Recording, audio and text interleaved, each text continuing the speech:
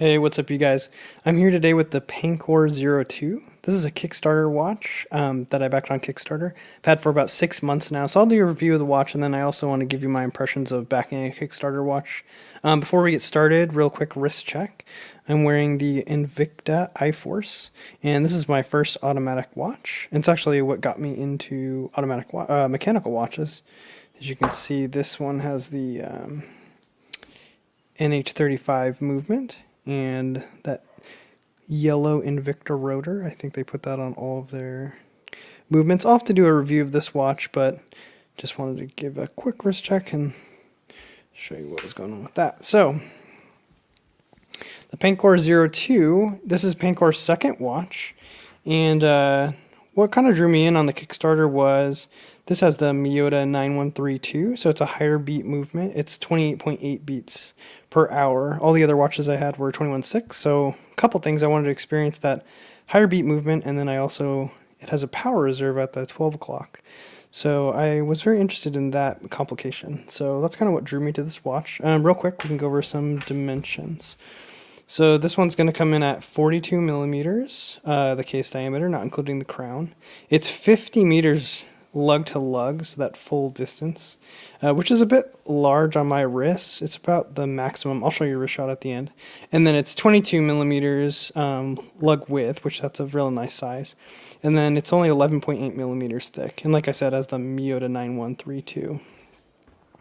So the case is entirely PVD'd black. So it's a consistent application throughout the whole watch. There's no on a stainless steel watch, sometimes you have like a brushed and a polished surface. On this watch, it's just all this black PVD. And it's held up really well. You can see in the upper, about the 2 o'clock position, there's like a little chip there that's catching the light. That's the only real damage I've done to the watch so far. I've knocked around on other occasions, and the coating seems pretty strong. The one thing that is interesting, so, you have a pretty normal case shape here. It does help that you have this 50 millimeter lug to lug, but the lugs do angle down, which helps it sit on your wrist. But what's kind of interesting about this case is this custom crown. So it's only like a millimeter or two wide, but then it's like 9 millimeters across. So it actually makes for really nice winding and operating the watch. And then, of course, you can see as you wind this watch, the 12 o'clock position, there's that power reserve, and you can watch the needle actually go towards the plus side as you add power to the mainspring. So that display is kind of telling you how much energy is left on the mainspring. I think this is about a 40-hour power reserve. It's a pretty cool complication. You can see if the watch needs winding, or throughout the day. Like sometimes I'll just wind it a little bit past the minus, and then throughout the day you can kind of see like how much power you added to the watch just by the motion of the rotor. So it's pretty interesting. I don't think it's actually a very useful complication. It's kind of just an interesting thing, but so far it's been pretty cool. So that's the case. And then if we go on to the dial, you have, like I said, the power reserve at that 12 o'clock position. You have a date window at 3 o'clock. This at 6 o'clock is a 24-hour. And then rounding out the dial, you have Pancor, the branding on the left side, just written in script. So the date, very self-explanatory. The 24-hour window is also, or the 24-hour sub-register is also pretty useful. I don't really look at it. It's kind of fun because on a lot of watches, you'll see things in the background that don't actually provide actual data. They're just kind of decorative. But on this 24-hour sub-register, I'll show you, as you advance the time, it advances. So there is one thing that it's actually useful for. I mean, this is the same kind of complication you'll see in a sun and moon watch that can show you the sun is up when it's daytime or the moon is up when it's nighttime. But the one thing that is useful for this is, I'll go all the way around. On a complication with a date, or a movement with a date, you never want to switch with the quick set. So here we just advanced past 12, so we move from 10 to 11. But you never really want to use the quick set date when the watch is between, I think they say 10 p.m. and 2 a.m. To be safe, I always go all the way to 6 a.m. So that is one thing that the 24-hour sub-register is useful for. So you can go all the way to 6 a.m. and you can see you're at 6 a.m. there. And then you don't have to worry about advancing the date because you're in a safe position. So it does have some functionality, but other than that, I don't tend to look at that. Moving on to the dial, so we have and I'll zoom in on this at the end so you can see more of the details, but the chapter ring, you see you have the 60, 5, 10, 15, all the 5-minute designations, and then in between that you have blue minute markers kind of going all the way around the track, and then you also have the other 2 splashes of blue is the blue second hand, as you can see, and there's a blue at the minus end of the power reserve. So this is a sandwich dial. You'll be able to see more when I pull in, but there's like this matte black. It matches the PVD pretty well. Like in natural light, it basically looks the same color.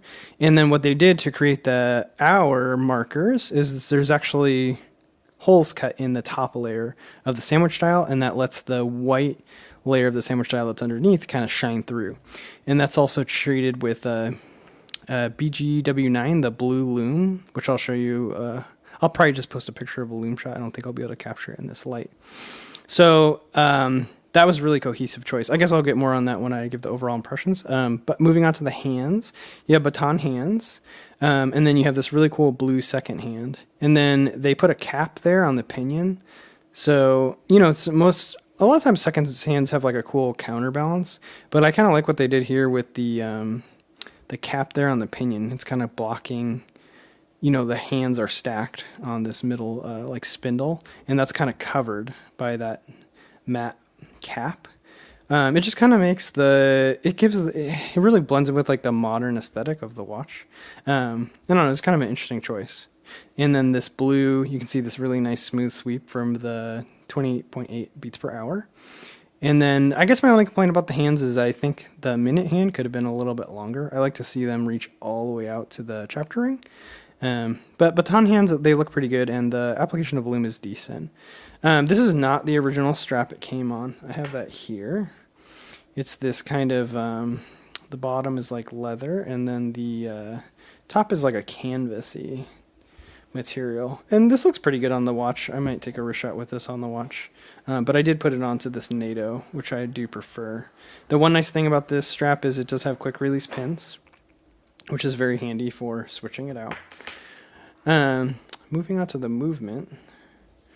So very nice attention to detail here. We have a Miyota 9132, and the rotor is also that same color as the rest of the watch, like the PVD case. They went ahead and made that rotor that black color. So that's pretty cool. And you have some decoration. It's not the prettiest movement in the world, but you have some striping there. And then you have the golden color of there's a gear there. And then also the balance wheels also then gold. And there's the little Pancor P on the rotor. If I can catch it, there you go. The 9132 movement is really cool. I really like the higher beat second hand. The only thing that's weird about this movement is, I don't know if I can get it to go, but it's not bidirectional winding, it's unidirectional winding. So what that means is if sometimes when you move the watch, there it goes. If you catch it just right, it'll kind of the rotor kind of goes into a free spin because it only actually winds in one direction. So if you kind of flick your wrist the other direction, it'll go into a free spin. It feels kind of weird, like a wobble on your wrist, but I actually like it. It kind of reminds you that, you know, you have this like mechanical little machine on your wrist, but you don't tend to notice it on like bidirectional rotors. But on this one, you will notice that. And then we just have the kind of the information here on the back: 10 atmospheres, 9132 movement, sapphire crystal, and Pancor P02. And this one's numbered 88 of 100. I think they made 100 of this color, and then 100 of there's a green color. So. Oh yeah, and then I just put it on this blue Sharknado, and this one's really nice because it has the matching PVD on the buckle and all the hardware, and I just found it more comfortable than the strap it was provided with. So overall, I really like this watch. There was like some mistake. So the kind of the risk you take when you back a Kickstarter watch is there's probably going to be like some changes from, here's the prototype. Actually, they changed, the picture is the same, but on the prototype, the minute marks on the chapter ring were actually like beads. They were 3-dimensional, but what they found out during production is like I think one of them fell off, and they got really worried that, you know, they're going to fall off on all the watches, and basically you're going to have something rattling around under the crystal that's kind of going to make it ruin the watch. So they moved away from that, and there was a couple other like very tiny changes like that, and you know there was a minority of people that backed the watch on Kickstarter that were pretty unhappy with the changes. But I guess that's one thing I would say, if you're going to back a Kickstarter watch, if they're only working with a prototype, just expect that there's going to be small changes between the production and the prototype model. The only other thing that happened is, and I'll get this on for a wrist shot, is like generally I didn't know this when I backed this watch because I was pretty new into watches, but 50 millimeters lug to lug is actually a little bit too big for my wrist, in my opinion. Obviously, you can wear whatever you want, whatever makes you happy, but, and I'll show you real quick. I just think it overhangs a little bit, and I don't really like how that looks. So you'll see here, 50 millimeters goes all the way, basically across the whole flat of my wrist. Right now that I know more, I kind of shoot for like 48 or less. But that was kind of a lesson learned. And that's something you also got to avoid or worry about if you back something on Kickstarter. You know, this took like from when I backed it to when I received it was probably like 6 to 8 months. So you never know, your watch taste or like kind of what you like in a watch might evolve in the period that you're actually waiting for the watch to get produced and sent. That being said, I will say that with the black PVD case, I think it kind of fades into the background and you don't really notice that it's really long here. And it kind of draws attention to the dial. So I think you do get away with having, you can wear a slightly bigger watch lug to lug, even probably like case diameter too, if it's darker color than stainless steel, because the stainless steel is so bright and like catches the light. It will kind of draw your attention to it. So yeah, those are the kind of things you got to keep in mind with backing a Kickstarter watch. But overall, I think you do get a pretty good deal, especially if you're an early backer. This has a high beat movement, and then it has sapphire crystal on the front. I think the display case back is probably mineral. But yeah, overall, I'm going to go ahead and pull in with the macro lens and kind of show you the details of the dial. But overall, I'm pretty happy with this watch. It's kind of cool. I liked having the power reserve. And I mean, my overall impressions now, I think I was kind of like focused in on having that 28.8 beats per hour. That's kind of like, I don't know, I think early on you like think that's really cool. But in retrospect now, like here, I'll even show you this Invicta. This has the NH35, so you'll be able to see the difference in the beat rate. But I actually almost prefer the 21.6. It's a little bit less smooth. It's a little bit more like clunky, but it's kind of endearing. Like it kind of really reads as mechanical, whereas this really smooth sweep on the other one is, I guess it's like the more finesse, it's more graceful, but I kind of actually like the chunky. So what I did learn is that it doesn't really matter to me. I'll go for 21.6 or 28.8. I guess eventually I want to see a high beat in real life, the Seiko like 36.6, which is 10 beats per second, and 36.6 thousand beats per hour.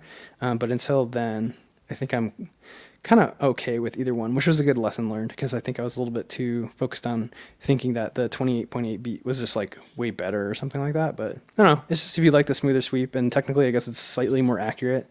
This watch has been quite accurate, probably like plus or 5. I haven't really tracked it exactly, but probably plus or 5 seconds a day. But you know, an NH35 will get you basically the same result. So I'm going to pause here, and then we'll pull in and we'll show you some of the details of the dial. So here we are, we're zoomed in nice and close with this macro lens. We're over at the 9 o'clock position with the Pancor. And now you can see the details of the chapter ring, those nice blue dots. And you can also see the sandwich dial. You can see how there's kind of like those indents, those cuts there. And as we move around, you can see there's the 12 o'clock power reserve. And we'll move in on the pinion, the blue second hand. And you can see the dial is like this matte. It's almost got like a patternation when you're in this close, but from far away you can't tell. And then you can see there's kind of layers to the dial. That 24-hour sub-register is sunken, and then also the cutaways for the sandwich dial are sunken. And then we have the just the white framed date window. All right, so I'm going to pull back out. So only thing I forgot to mention, guys, is this watch also comes in a stainless steel version with a green dial with yellow kind of details and splashes of color. And that one uses C3 Superluminova, the green loom, while this one uses BG, I think it's W9, the blue loom. So really cool attention to detail. Hats off to Pancor for that, matching the kind of the details of the watch with the loom color. That's very cool. I'm going to pop up a loom shot on the right hand side here because I won't be able to take a loom shot in this place, but it's passable loom. I think it's fine loom. It's not like Seiko, but it's not bad either. I have a lot of watches that are kind of sad. The loom's kind of sad. This loom, you know, if you at night you can basically read it and it lasts quite a while. So a good application of that blue loom. All right, I'm gonna leave it here, guys. Let me know if you what do you think about this watch? What do you think about microbands, Kickstarters? Like and subscribe if you enjoyed. I'll try to be putting out more videos. I'm having a little bit of trouble with editing software, but try to keep these coming regularly. All right, thanks. Goodbye.